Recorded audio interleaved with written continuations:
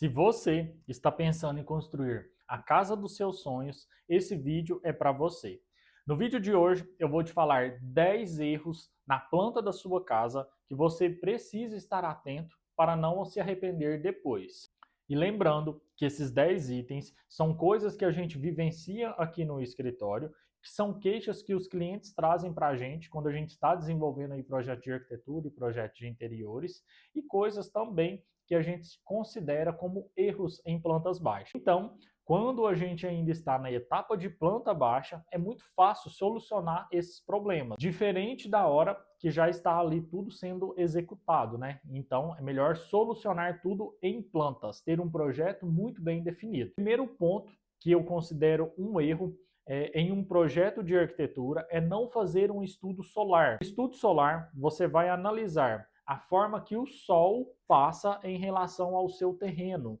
Isso é extremamente importante, porque com esse estudo solar você consegue setorizar melhor ali a sua planta, fazendo com que ambientes de uma permanência muito alta pegue pouco sol e ambientes que vai ter uma permanência menor fique mais voltado para a área que vai pegar mais sol. Um outro ponto também que esse estudo solar ele ajuda bastante a gente a definir é sobre as aberturas. Porque com o estudo solar a gente sabe ali aonde que o sol da tarde, por exemplo, vai pegar aí no terreno. Então, nessas áreas a gente deve evitar colocar aberturas muito grandes. Vejo aí com a frequência muito grande, pessoas colocando áreas gourmet e ainda aquelas áreas gourmet com a frente toda de vidro, voltada para o sol da tarde. Ela pega um sol muito intenso. Isso faz com que você vai criar ali um ambiente que ele vai parecer uma estufa, né? Vai ficar muito quente, ninguém vai conseguir ficar ali dentro por muito tempo.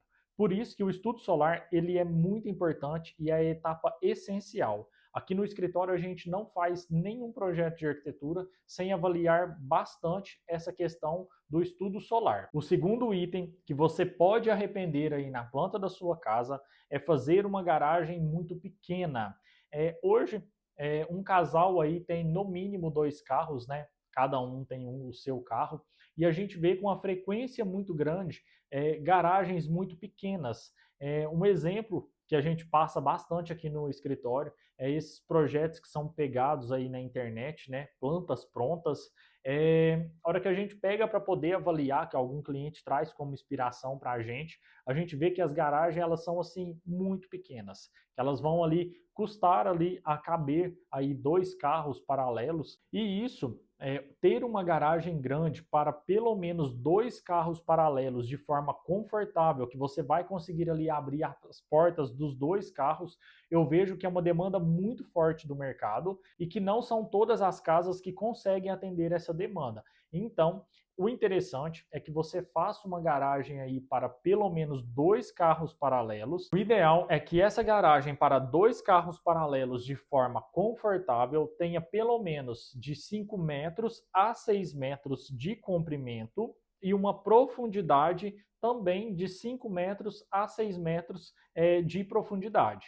Mas isso vai depender do tipo aí de carro que cada pessoa vai ter, né? Porque tem carros maiores. Essa medida é uma medida que eu considero ideal para parar ali 2 carros paralelos e fazer a abertura das portas dos 2 veículos. O nosso terceiro item é uma casa que não tem uma setorização, que não tem aquela separação entre área social e área íntima. Isso é extremamente importante, principalmente porque hoje a maioria dos projetos de arquitetura estão saindo uma única cozinha que atende a cozinha do dia a dia e que também é uma área gourmet, uma cozinha gourmet. E é importante ter essa separação entre área social e área íntima, porque você consegue trazer mais privacidade ali para os moradores da casa, né? Você consegue deixar ali os quartos linkados todos em um corredor, e tudo que é a área de receber visitas, né, sala, área gourmet, um banheiro social ou um lavabo, vai estar setorizado em uma outra área.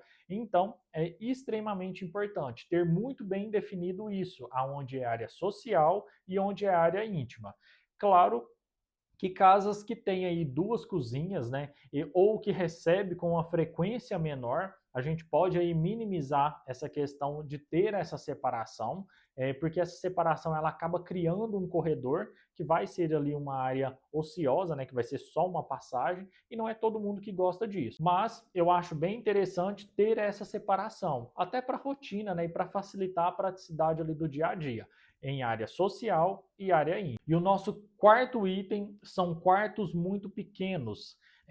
Eu vejo bastante, com uma frequência muito grande, quartos aí de 2,90 por 3 por 3, e são quartos que quando você vai programar ali o layout dele, que a maioria das pessoas hoje querem colocar aí uma cama de casal, uma cama queen, uma cama de casal até para criança mesmo, vai colocar ali um guarda-roupa, uma bancada, né, que vai ser ali uma penteadeira ou uma mesinha de estudos, um quarto que tenha esses tamanhos, né, de 3 por 2,90, 3 por 3, a circulação dele vai ficar muito prejudicada. Uma medida que eu considero ideal para um quarto, que você vai querer colocar uma cama de casal, uma mesinha de estudo e um guarda-roupa, é a medida de 3,20 por 3,20. A gente acha que esses 20 centímetros não fazem diferença, mas para um projeto de interiores, quando a gente vai definir ali como que vai funcionar a circulação, 20 centímetros, 10, 5 centímetros faz muita diferença. Então, uma medida que eu considero assim mínima para um quarto é que ele tenha pelo menos 3,20 por 3,20. Mas lembrando que se for um quarto que ele vai ser suíte, que ele vai ter ali um banheiro, né, dentro desse ambiente, essa medida ela precisa ser maior, porque a gente vai ter ali nesse quarto duas portas, que é a porta de entrada para o quarto e a porta de entrada para o banheiro, e uma janela. E isso acaba prejudicando bastante o layout, porque é mais uma abertura ali dentro do ambiente. Então, para poder colocar aí uma cama de casal, um armário e uma penteadeira ou uma escrivania, você vai precisar que esse quarto tenha mais que 3,20 por 3,20. E o nosso quinto item é portas e janelas muito pequenas. Vejo com uma frequência muito grande casas aí prontas, né, que têm as aberturas muito pequenas, e isso prejudica bastante em vários pontos. O primeiro deles, né, é com relação à acessibilidade. Quando a gente faz portas muito pequenas, elas deixam de ser acessíveis, como por exemplo, não passa aí uma cadeira de roda, né? Então, o ideal é que essas portas tenham pelo menos 80 centímetros. O segundo ponto que é muito interessante ter aberturas maiores é com relação à entrada de luz natural e de ventilação. Se eu trabalho essas aberturas de portas e janela muito pequenas, a sua casa vai ficar aí bem prejudicada com relação a isso e vai ficar aquela casa escura e abafada. E sem contar que ter grandes vãos traz aí a impressão de uma casa mais requintada, né, mais sofisticada, principalmente aonde a casa tem ambientes que têm pé direito muito alto. Quando você tem pé direito muito alto, você precisa sim trabalhar com aberturas maiores. Por quê? Vou te dar aí um exemplo de uma porta. Se você tem ali um pé direito de 4,5 metros e vai colocar ali uma porta de 2,10, que é um padrão, essa porta ela vai ficar muito pequena em relação ao pé direito e vai ficar muito desproporcional. E isso vai dar a sensação de que o ambiente está achatado. Então, se o seu ambiente aí tiver pé direito alto, você precisa colocar grandes aberturas, tanto no comprimento quanto na altura. Se esse vídeo já te ajudou, não se esqueça de se inscrever no canal e deixar o seu like. E me conta aqui nos comentários, na sua casa você cometeu algum desses erros? E o nosso sexto item são banheiros muito pequenos. Esse é um erro muito comum que a gente vê em várias residências, banheiros muito estreitos, nem tanto é na questão do comprimento, mas é em ser banheiros muito estreitos. A gente vê banheiro aí de 1,30, 1,35, 1,40, e esses banheiros, não que essa medida que eu vou citar depois é um banheiro acessível, que tem aí acessibilidade, só que um banheiro muito estreito, você não consegue passar nenhuma cadeira de banho. E eu acho extremamente importante considerar aí em uma residência que os banheiros consigam dar acessibilidade aí para pelo menos uma cadeira de banho.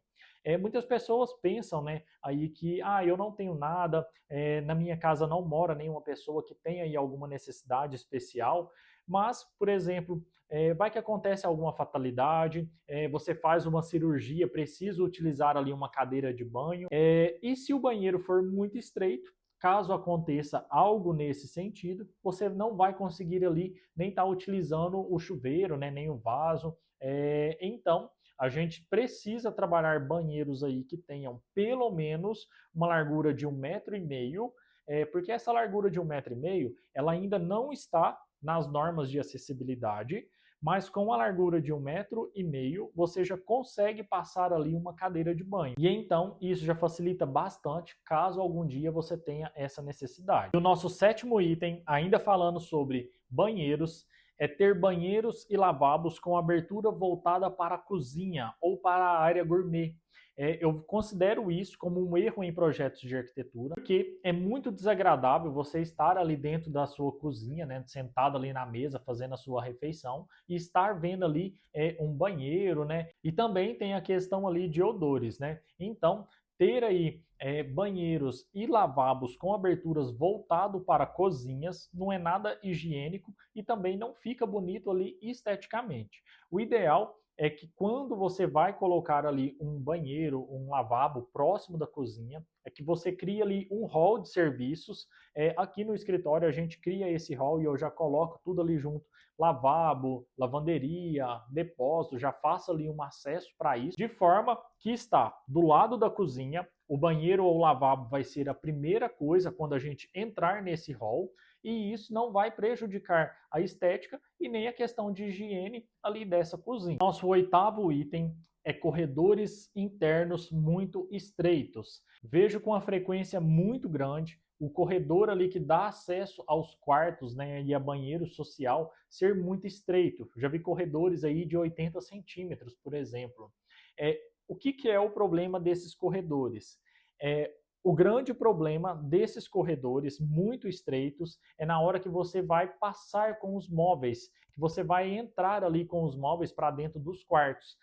Ter um corredor muito estreito, isso vai dificultar essa entrada. Provavelmente você vai ter aí que desmanchar os seus móveis para conseguir colocar eles dentro dos quartos, sem contar pessoas insistirem em passar os móveis, né, e acabar estragando as paredes, rodapés, arranhando o piso.